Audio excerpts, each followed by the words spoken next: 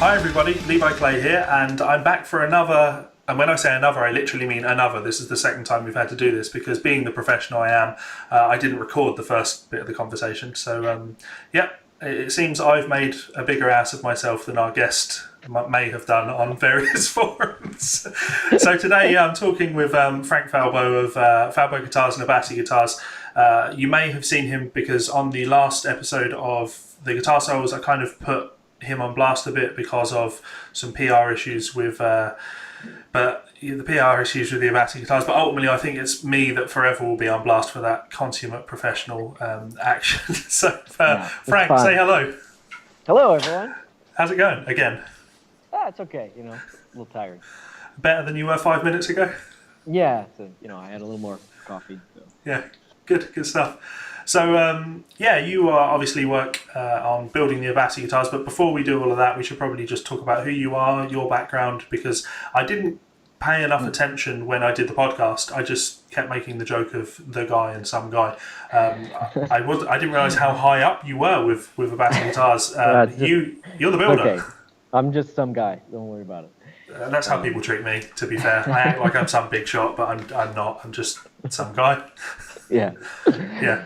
But you have a long history in the business. You've been building guitars since you were in high school, right? And Seymour Duncan. And tell us a bit about yourself. Yeah, I've been making guitars for a long time, making them from scratch for a long time as well.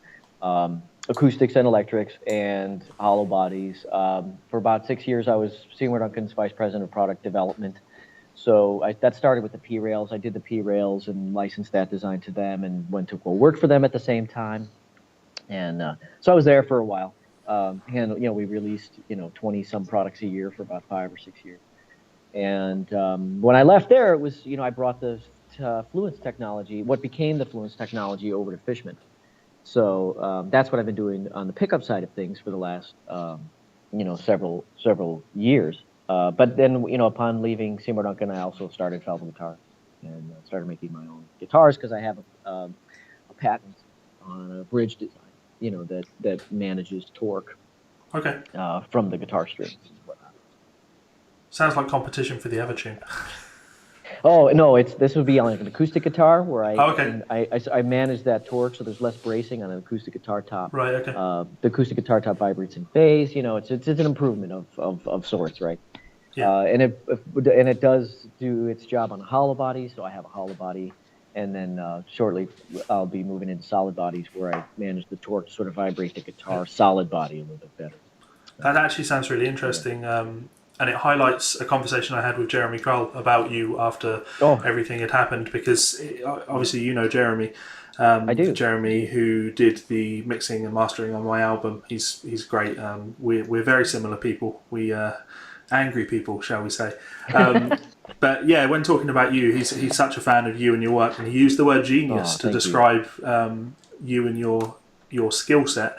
And I'm kind of seeing it now when you're talking about stuff like that and being so active in the Fishman, the Fluence design work. So yeah, people should dig a little bit more into everything you've got going on, because we like that on the guitar scene. Anyone that's bringing new things to the scene, that's always cool.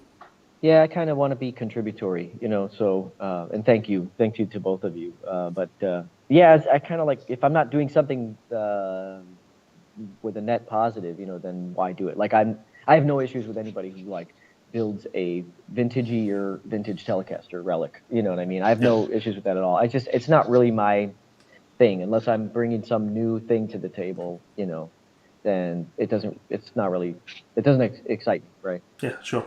Yeah, I like a bit of both. Got my vintage tellies, but I've also got a custom order with True Temperament frets and an Evertune coming. Mix it up, try things out. I'll probably have to put some Fishman pickups in that. I mentioned this when we recorded it before. I only tried the Fishman pickups very briefly when I played. Some of the great pickups were in a Telecaster that someone had built, and that that I didn't have enough chance to play them properly, but they were great. I kind of learnt this the hard way. I'd been playing Seymour Duncan for years and years. Just figured, they're more expensive than stock pickups, so it must be, it doesn't get much better than this. How can companies be charging as much as they do for pickups? And then I got a Mayonnaise with some bare knuckles in it and went, wow, okay, pickups do get a lot better. So Yeah, it's, Yeah, they it's get, exciting you know, stuff. or they get, to be diplomatic, they get different. You know, it's like everybody's Yeah, got kind of a different view of what good is. You know, when they plug in. So, you know, yeah. props to anybody out there who's spending time putting wire around a bobbin. You know, it's all good. It's just whether you Yeah, like it or not, right? yeah, totally, totally. I mean, Yeah, I'm a big fan of the Joe Barden pickups as well. I have those in yeah, some tellies, and yeah. so different is probably a not a Absolutely, more yeah. The diplomatic way of Bardens, putting it, a smarter right? way of putting it. The Bardens are a heavier wire gauge, so he's Right, doing something very different. And with the double blades, the bare knuckles are scatter wound, so that plays totally different tricks on the capacitance and everything about the pickup. So there's nothing in the Duncan line humbucker wise that you could point to that says this is going to do that. It doesn't. It can't. It's just not right, one of the recipes that they use. So yeah, yeah, so there's different, different is better. Sometimes different is worse. If you're trying to replicate a certain sound like a PAF or something, then you make it with different wire and a different magnet and a different this and different that, and you say, yeah, look, it's better. It's like, well, it might sound better to you, but it's worse because you're supposed to target this thing, sure, so you're off yeah. the mark, right? Yeah, you're totally right. I should put my hands up and say you've absolutely corrected me there. It's just I played the Well, JB and jazz in my Vigier for so long that that's what I was used to the sound of. So then yeah. playing some bare knuckles, it was fresh. Hey, It was yeah, you're not off base. I mean, that's like single-handedly some of the most popular replacement pickups ever made in the yeah, history of pickups. yeah, So you're right there in the thick of it. yeah. So Abasi guitars, how did that come about? Oh, so Tosin, I've known him for a long time. So I did the Fishman Fluence pickups, his signature pickup, and voiced him, went to his house, did a bunch of stuff, and we've got unique magnets in there and everything.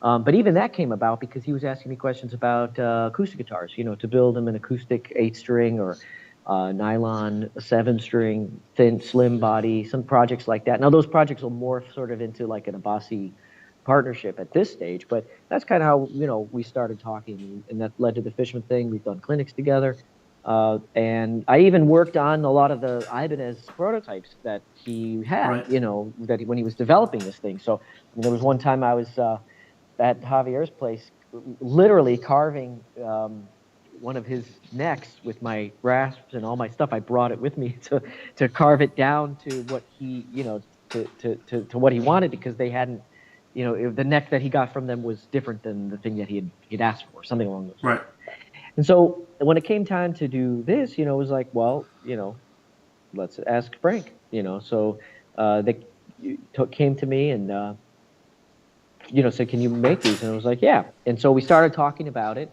And I have a certain way of doing a neck joint and sort of neck pockets and things like that. So we decided to move away from the bolt-on neck, which was still kind of bulky on that design, and left an air gap, that you'd see yep, between the neck and the body. And so we went to this, more seamless, deep set neck joint. So that's another area where I felt I could be contributory, like we talked about, one point. And we did some other things with Woods. All of his basic design premise for that guitar is sort of sports car. So he had black, metallic with satin and buffed, combinations and things like that. Very sleek looking designs, and you'll see a lot more of that from us as time goes by. But to just come out of the gate, we started using some fancy woods and doing some of those different combinations. right, And it seems that some people have latched onto those, as you saw. The yeah, first batch of guitars was built in that same manner. So yeah, we decided to do this together. I have a shop. I have a 4,000 square feet. Sorry, it's not metric, but I built it to be scalable. I have the CNC machine, the big one, not a desktop one. yep, Paint booth is over there, so I have the ability to produce dozens, if not over 100 guitars every month in a facility this size. And so it seemed like a good match in that I could scale up, as Abasi scaled up. I built this right, facility to be able to add a bunch of human beings more, and add more, workbenches and things like that, and be able to get guitars, through a shop of this size. I can't store them. I can build them and then ship them, but I don't. So I don't have warehouse space within. But that's how we would build. You know what I mean? It's if I build the guitars, they'll go yep. out the door. Okay. and I have the capacity to scale up, like I said, 100 a month or something like that. So a question has popped into my mind, and I don't know whether you're either A, able to answer this, or B, willing to answer this. Yeah. So I have actually talked about Abasi guitars a few times in the past, mainly because a lot of artists, Tosin, even Rob Chapman or Ola England, lots of guys kind of doing their own thing and making their own, having their own guitar brands made. So when I saw that Tosin was going to be making his own guitars, I had made the assumption that it would be a similar thing to what Rob had done, which was outsourcing to, well, I think Rob was China initially, and yeah, it's been all over the place. But obviously that wasn't the case. So it's a different thing to what those guys are doing. A lot of people, that was the first internet go around that people had. They were very upset in the beginning because they had an assumption that he was just going to sell out his name, and have guitars made in an Asian factory. Yep. And likely, I don't know if they thought that he was overcharged for them as well, but that was the presumption. I will give you that. Yep. And they were wrong on that. Yeah, you're not alone. I remember defending Abasi Tosin quite a lot at the time, because when the design started to come out, people were really ripping him apart and saying, "Oh, he's just stolen the Ibanez design. Like, he's just gone and done." I'm like, people don't understand how business works. Like, of course he didn't steal the design. There was absolutely no. Who knows? I don't know the ins and outs of his contract. But when he left Ibanez, either he owned that design or he negotiated as part of his leaving to take that design. So the question is, correct. I don't think I'm speaking out of turn if I tell you, because he said it publicly as well. He designed the guitar. He's in full ownership of the guitar, and now it's become a trademarked guitar shape. Absolutely. This is all, and so that's different than if somebody endorses an Ibanez RG, for example. Yeah. And so he's. I don't, like I said, that's not. I don't think I'm getting to weird politics. We're friends with Ibanez. I'm an Ibanez guy. I mean, I have a bunch of old Japanese Ibanezes in my collection. So it's all good between the two of us. But yes, this is a design that he came up with, and it belongs and did belong to him even while Ibanez was making prototypes of the design. So here's the tough question then, and I'm going to give you the out. You can plead the fifth on this then. Okay. All right. And this may actually just be one that I should ask Tosin at some point if I hook up with Tosin. But so Abasi guitars, do you personally feel that Abasi guitars came about because Ibanez couldn't make what Tosin wanted, or wasn't willing to make what Tosin wanted? So I can plead the fifth on this specific way you asked that question, and still answer it. Right. Okay. In the 2-3 years that Ibanez was prototyping the guitar, Tosin was doing a lot of clinics, including clinics for Fishman, and the demand went through the roof. But it wasn't just that they wanted the one Galaxy Black 8-string that he had. They said, "This guitar is really cool. Can you guys please make 6-string, 7-string, 8-string versions of this? Different colors, different woods.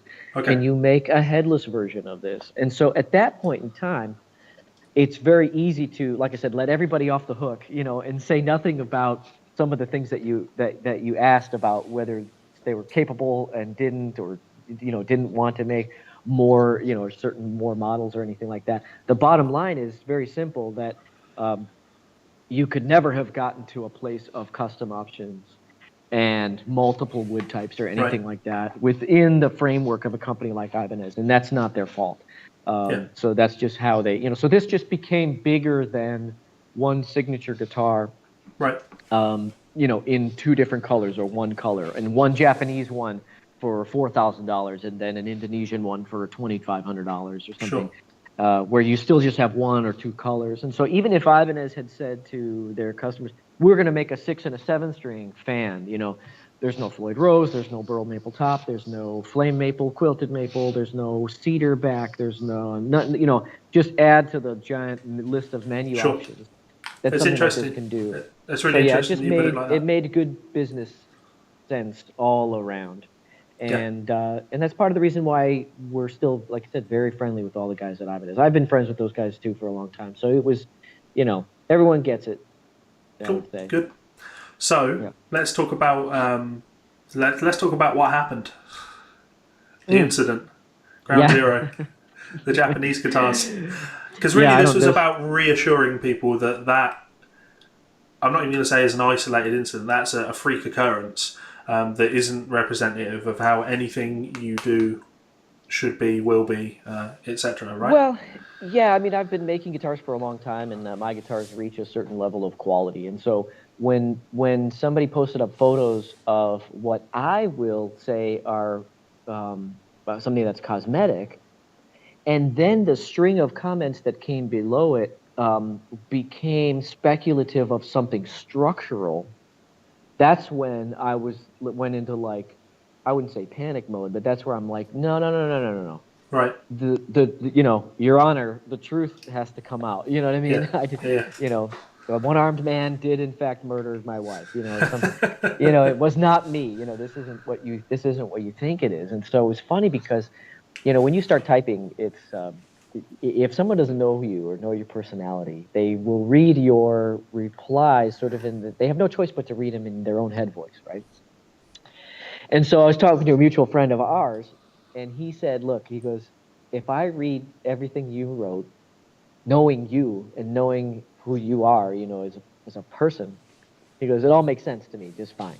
He goes, Yeah. if I try to turn my brain off and pretend that that's not you replying or that I don't know who you are, he said, then it can sound a little, off-putting. So for that, I take responsibility insofar as I can, because you just can't emote, in text form. And so the fact that you're gracious enough to transfer this into something conversational, I'm very grateful, for that. But yeah, you guys rightfully picked up on, the latest news item. Hey, there's a whirlwind, right? A tornado Rubbing our happening hands around the together, nation. thinking hit piece, hit piece. Right, right. And that's fine. And in as much as I'm responsible for that, I take full responsibility. So I have there's no hard feelings if somebody reads what I wrote or sees a photograph of something and takes away what they take away from it. I Yep. just want, the opportunity to make sure that everybody understands what Okay. they're looking at. So I think somebody took offense when I said something like, somebody posted a photo and I was just beginning to figure out what what they meant, because the photo has white dusty stuff, and that's from buffing Yep. compound and like wet sanding dust, and that cleans off. Sometimes you have to get a little aggressive. You have to reach in there and really try to clean that off. Yes, we should have cleaned up everything, all the white dust from the thing, before any guitar shipped out. But you and I can talk about that a little bit later. The circumstances surrounding those events. But the fact is, they went to a Japanese distributor, and then they went to a store, and so at any point in time, people will polish the guitar down and do those things. But the main photo question, what triggered it is I said something like, "Tell me what you think you see," Yeah. and that can come off two ways. Like, well, and it can come off as antagonistic.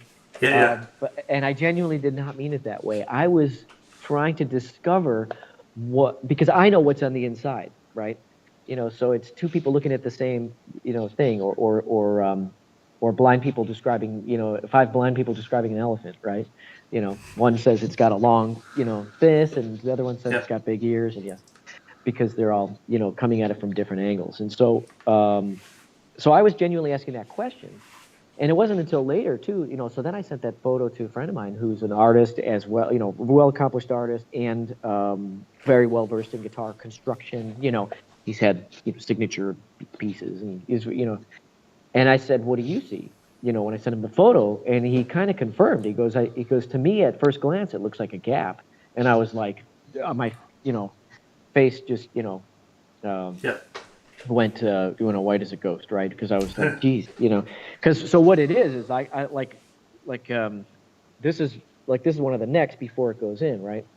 Um, there's no tenon. It's a solid end of the neck, that's basically the same dimension as the fingerboard Yeah. and extended. And so along this edge, there's nothing to have been, gappy, right? Yeah. And now someone sees where the paint rolls up onto the wenge, and obviously, when your hair is wet, it's darker than when it's dry, right? I mean, it's Yeah. like when there's paint on something, it's very dark, and then the wood next to it is lighter because it's just got an oil finish on it.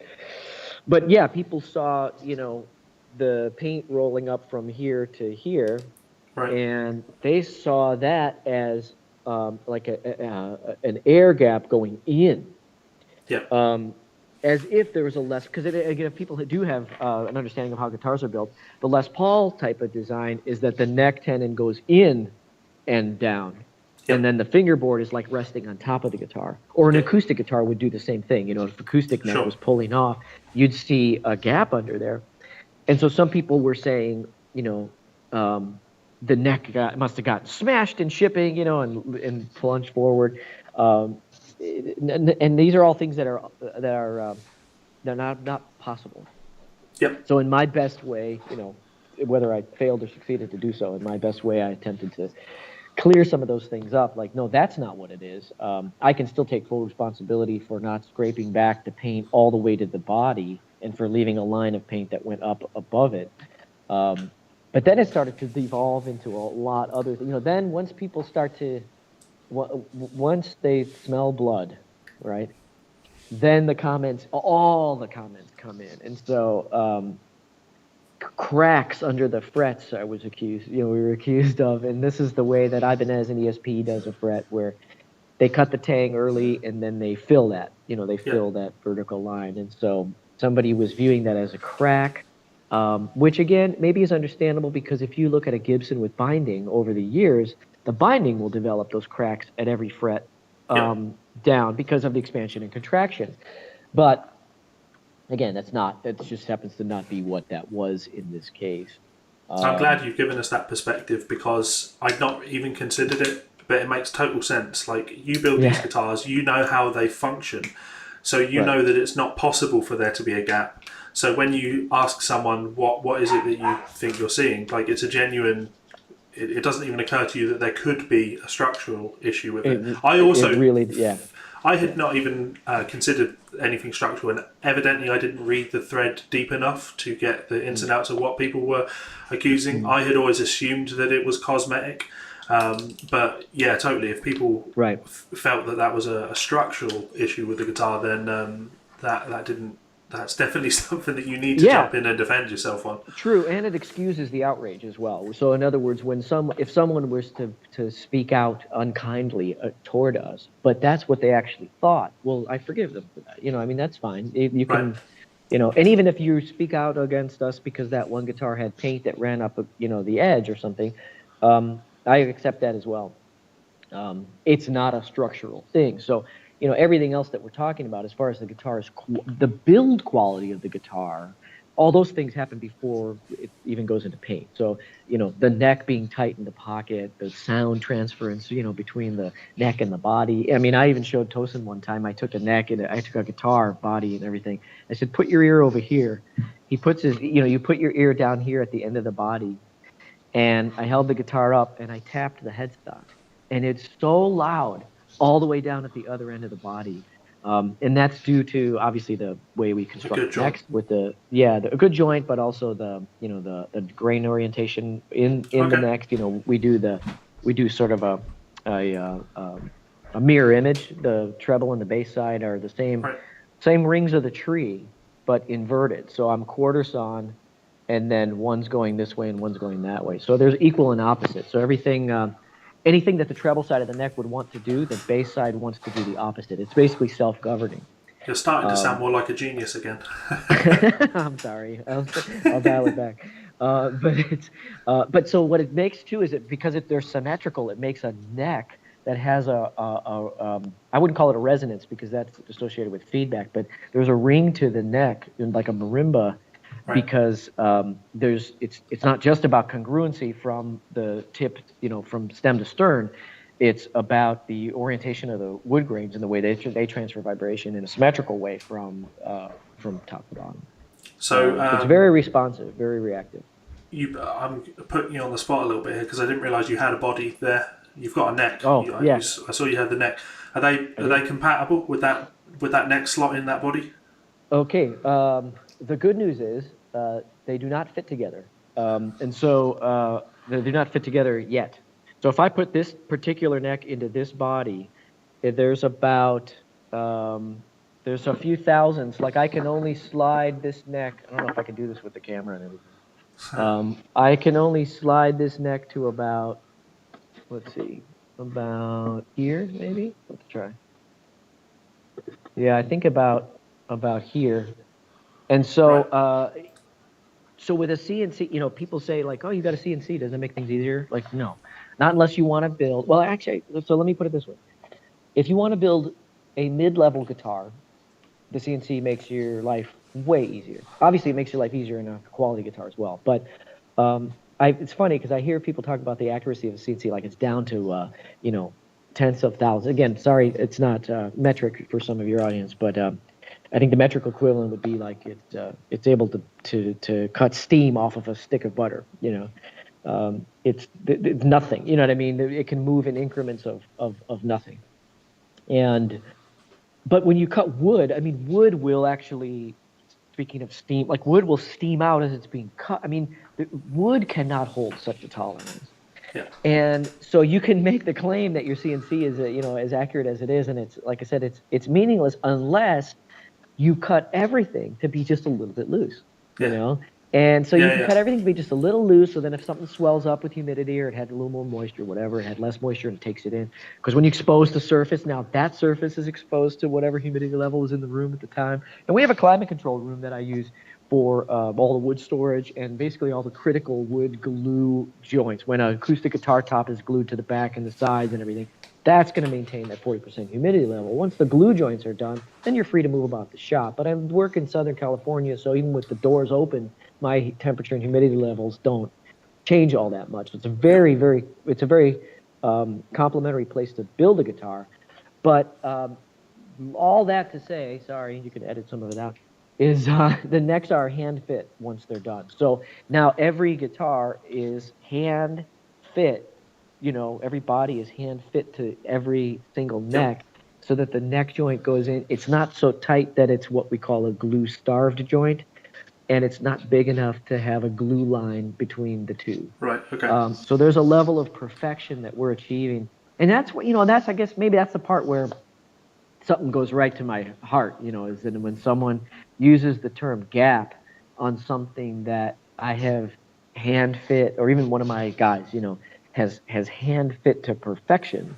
The word itself probably, I don't know, triggers me in more of a way than if I knew that there could have been a gap and I was trying to hide it with, Yeah. some wood dust or some wood filler or Sure. something like that.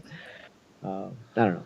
I don't know if that makes So, any sense, but it would be fair to say, as much as it's not something you'd ever want to say, but you weren't 100% happy with how those guitars went out cosmetically. well, so the guitar's plural or guitar singular, right? So we had delivered, we launched this thing at NAMM, and when you look at it overall, we went from nothing, or having prototypes at NAMM, from a guitar that was really never built or never built in this way with this neck joint, to shipping the first guitars about 3 months later. And I'm not looking for, any accolades for that. It'd be nice if we shipped them even sooner. Yep. But that was, in hindsight, that's not bad. Now, even with that said, we were still, as far as internal deadlines, we were still late. We were hoping to finish them even sooner than that. And, but, the demand curve was so high because Tosin had been, he had been basically showing off this guitar, or guitars like this, for 3 years before, and Ibanez hadn't put out the guitar yet. They'd not sold anything yet. And I've done sales forecasting in the past. I know the size of this industry, and so I had my predictions. I had a conservative estimate, and I had, well, what if these things are really good? Then this is what happened. And even I was off by a factor of about 100%. In other words, we took orders for about double of what I thought, of what I expected. And so when I said before about a shop like mine being able to scale up, yes, but this was way too much and way too quickly. Yeah. Sure. Asking for the scale up to happen too quickly. Given, I mean, it came down to even like I bought all of the roasted basswood that my guy had, and had to wait for him to get more. I bought all of the burled maple that my supplier, up north had, and had to wait for them to get more out of the kiln, and get Right. it cut down to size and everything for us. And so we, there was a lot of things on the supply side that, you can't even predict because you think like, well, I'm just going to go and order my stuff, and then you find Yeah. out this place is out of it, this place is out of it, that place. I ended up having Wenge shipped in from Arizona, where I had people sorting through and sending me photographs of this stuff so I could see the grain structure. Because the normal places where I would have gotten Wenge were out, or the pieces they had left didn't satisfy me. And so it was a longer road to building the guitars than we had thought. And we've put people on pause even temporarily. Like we're not accepting a new order as of today. We Okay. will shortly. We're still putting people on the list, to so that they get the next serial numbers, so they become next in queue. But that's how many guitars that we'd taken orders for. Like I said, it was about twice as many as we had anticipated.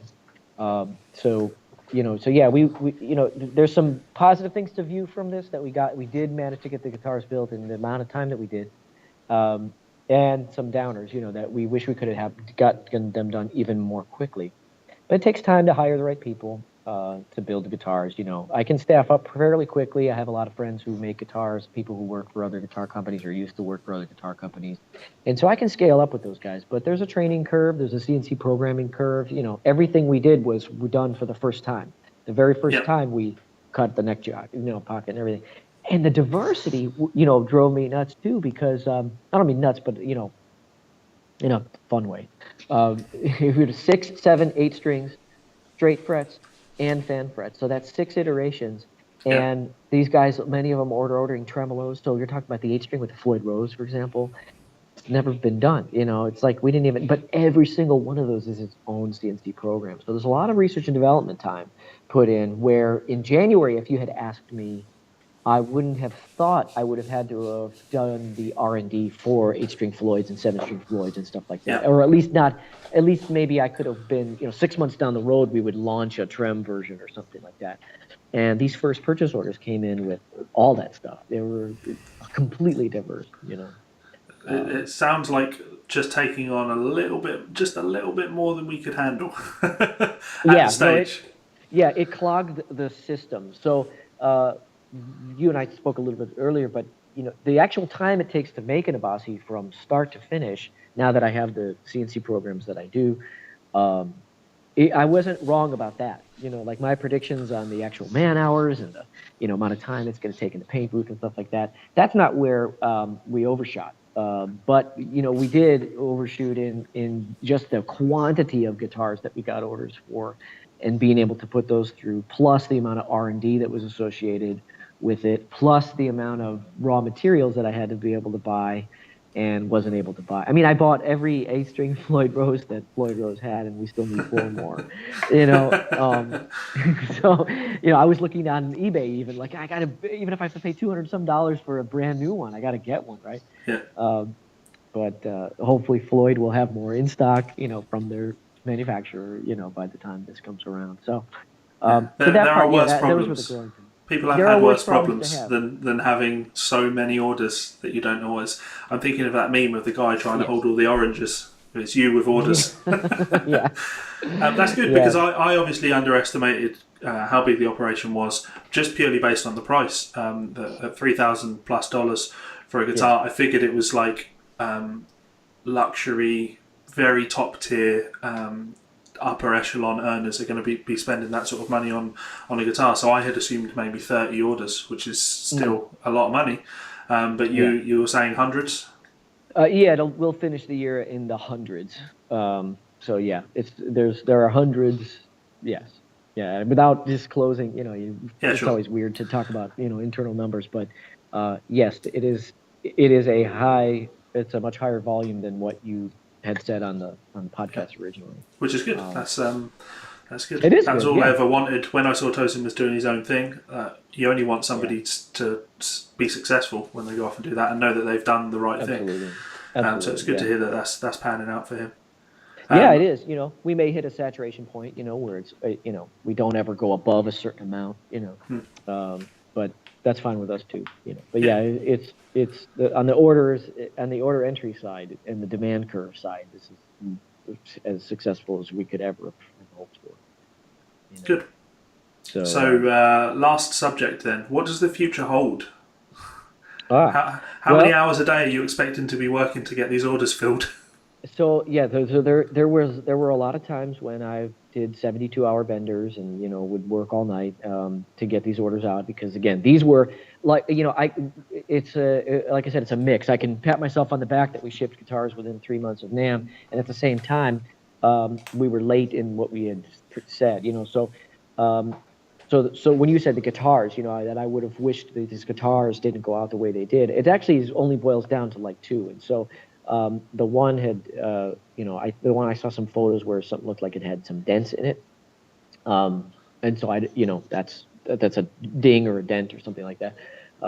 Can't speak to where that came about. These guitars were hand carried on an airplane, on the way back. That's how excited they were to get these guitars. The Japanese person who was here, flew them back on the plane as oversized baggage, in boxes, packed in boxes, so that they could get them immediately, and then they immediately, sent them out.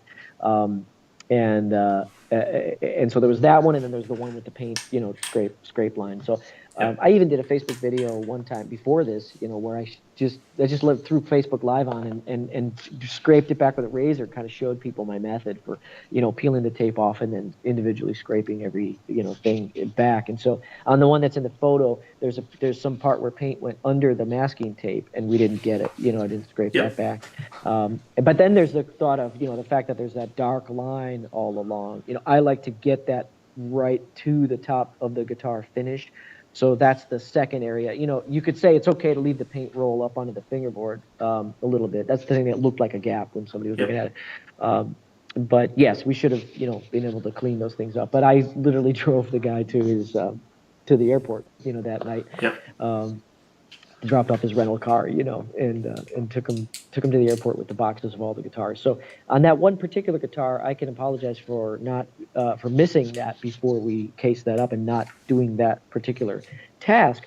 But it doesn't look as bad as the way that it did in the photograph, where the unfinished portion of the Wenge looked very bright in color, and Yeah, then the finished portion was very dark. yeah, Um, and if one, lemon oil is on the wenge, basically, so uh, and when the wenge's oils come up, or if you put lemon oil on it, we do coat it with one coat of oil, but when the oils come into play, like the wenge is basically the same color as that part that you saw where it had gloss yeah, paint on it. And so when you're looking at it in person and you're not seeing that, coloration contrast, it's really not, it doesn't look like what it does look like in the photograph. yeah. But I can take full responsibility for that and still be saying these things at the same time, just so people know. And the fact of the matter is that guitar sold in like 2 days. So Yeah, the yeah, owner yeah. of the guitar is happy with the Happy. guitar he's playing and he likes it. Yeah, Yeah, and I think that was a guitar with a Floyd, and so that was another thing that we were getting flamed for is the 8-string Floyd locking nut yep, um, being narrow, like being in from the edge. And we're all used to seeing lock nuts on 6 strings and 7-string guitars, where you have the R2, 3, hang on one second, let me see. Hold up. Okay, I had a Bluetooth, come in and out, so you should have me again. If you're going yeah, to edit it, I'll give you a clean start. Um, So people talked about the locking nut, yeah, where the locking nut was in from the edges of the 8-string, but we're used to seeing lock nuts on 6s and 7s, and on a 6-string there's an R2, an R3, R4. There's all these different lock nuts that cover different string spacing and different nut widths on the guitar. And so generally speaking, a locking nut, when you see a lock nut on a guitar, you want to see sort of the neck being the same size as the lock nut. And it's really pretty true on a 7-string, because a lot of 7-string things end up being about the same size nut width and the same kind of string spacing. Now, one of the things Tosin's talked about in his clinics is when he was developing the guitar in the beginning with Ibanez, he's very hyper-focused on the string spacing and the relationship of the string to the edge of the fingerboard and how the neck comes around, and presents your hand to the 8, because he knows that an 8 is daunting for a lot of people who haven't played an 8 before. So he really spent a lot of time working on, like I said, the string spacing and the string spacing and its relationship to the outer edge of the fingerboard, and how, like I said, the neck not just comes up but it actually comes up and around and goes in a little bit, on the fret top. So your hand, It's approaches comfortable. the. Yeah, it's comfortable, and it approaches the strings in such a way that all 8 strings are kind of where you'd expect them to be, but it's not as daunting as wider string spacing. If somebody just takes a 7-string spacing and adds a string, that's a wide neck, and so so when people were piling on, they're like, and he didn't even make the neck, the same size as the lock nut. Well, the fact of the matter is, Floyd Rose has only one 8-string locking nut, but as luck would have it, it's a narrower spacing. So it's a spacing that we agree with, right? It may be within a few thousandths of what we put on his multi-scale, as the neck, because then the neck like spreads out, and the nut's at an angle, and everything. But the feel of where those strings are, and in conjunction with the outer edge of the neck, are what we wanted. And so as it comes off the machine, like here's a fingerboard for one of those.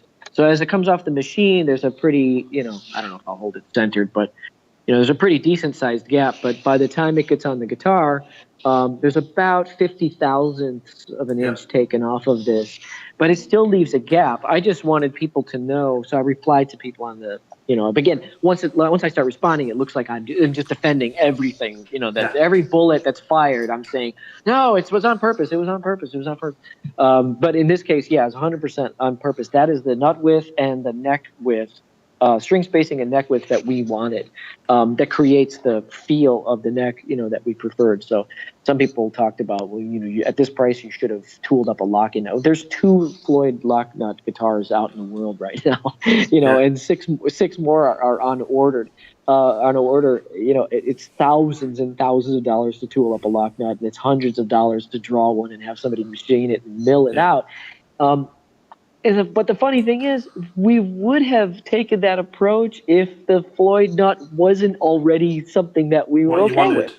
That was, we would have said, too bad, we're not doing it. So it is comfortable to the hand. I do sort of sponge in, those areas, so you don't feel a sharp edge, from that or anything like that.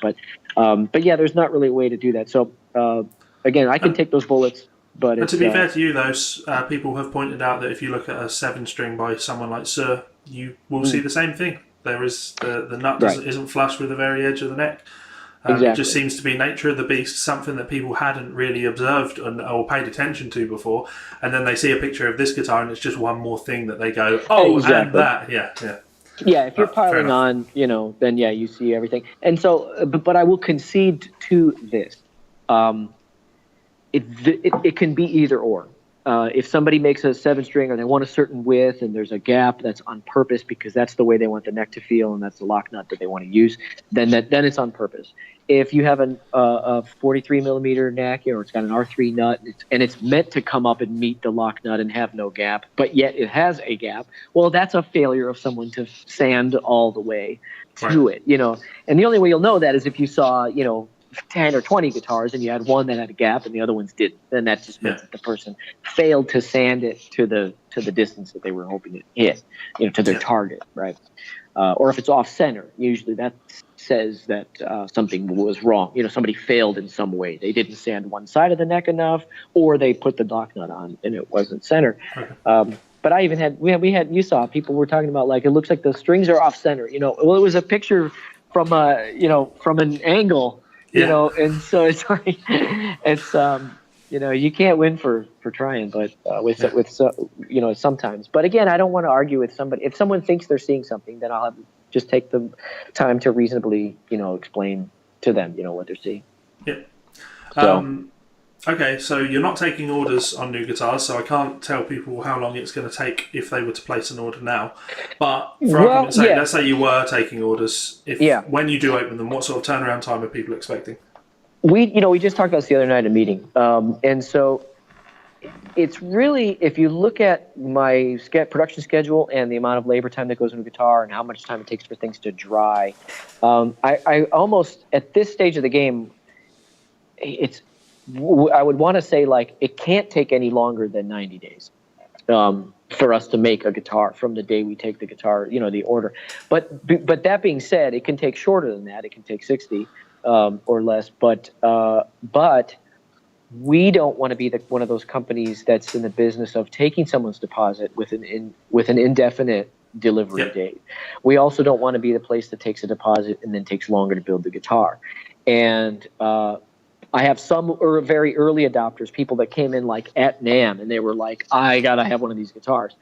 And with those very beginning people, I was like, okay, it should take about this long, but literally at that point in time, we were doing everything for the very first time.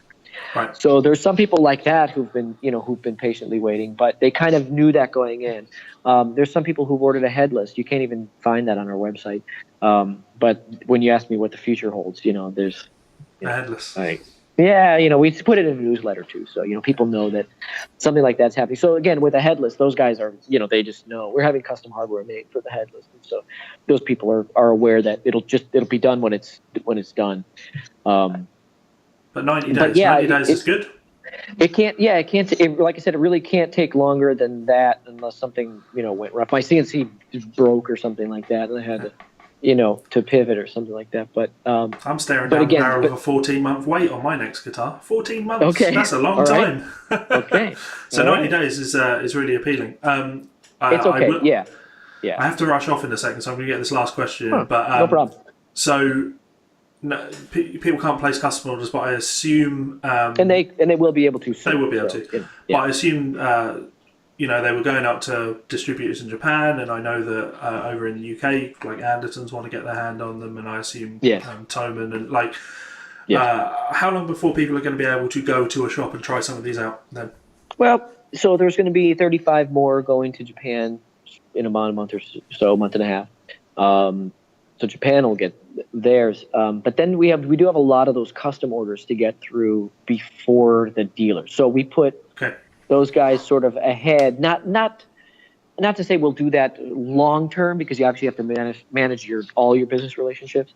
But we feel that obviously those people have jumped on board early, and they are individual human beings. And so for us, we want to complete their orders, and then we'll move on, to the dealers and the distributors. But yeah, Thomann is in, and so is Andertons. So that's how Europe, can see these instruments.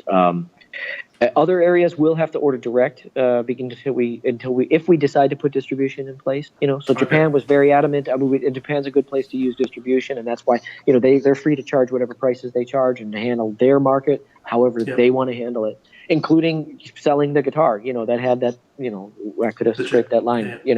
Like I said, the owner's very happy to have that guitar, and he was very happy to have it quickly. So I don't begrudge him for that. It's just that it's unfortunate that the internet.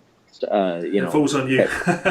Yeah, it does, and that's okay with me. Like I said, I'll take all the bullets. I don't mind. Everyone was happy. The guy that built the guitar, the guy that bought the guitar. Everyone was apart from the internet. Apparently that matters.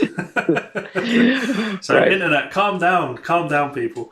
That's okay. Again, the internet, it's okay for them to be upset if they had said, well, if I got a guitar like that, I wouldn't have been happy. And that's okay. And then I just want people to know that you won't get a guitar like that. I'm individually scraping every paint joint and paint line. But yeah. Awesome. Yeah. Well, I want to again say thank you so much for taking the time, Frank. Thank you too. You said that it was very gracious of me to take the time, but ultimately I'm just a guy sat in my home studio making silly YouTube videos.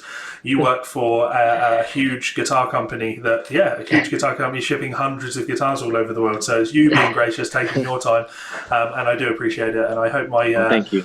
My subscribers have enjoyed watching this. And reach out to Frank, let him know, give him some love and support. As I said in the podcast, I shared pictures of some excellent looking examples. When these guitars look right, they look right. They look dynamite, perfect. Thank you. So there's no doubt in my mind that I'm sure they are absolutely going to be great. So thank you very much for giving us your time today. And who knows, when the company gets even bigger, maybe we'll hook up for a round 2. Absolutely, yeah. No, absolutely. And if anybody has if I didn't answer something too, you don't worry about being confrontational or whatever. If anybody has questions, even put them in the comment section of wherever this video is, right? Absolutely. So, if you feel like I didn't touch on a certain subject or something like that, just, feel free. Cool. Well, thanks very much, Frank, and we will catch up in future. Bye, everyone. Bye. See ya.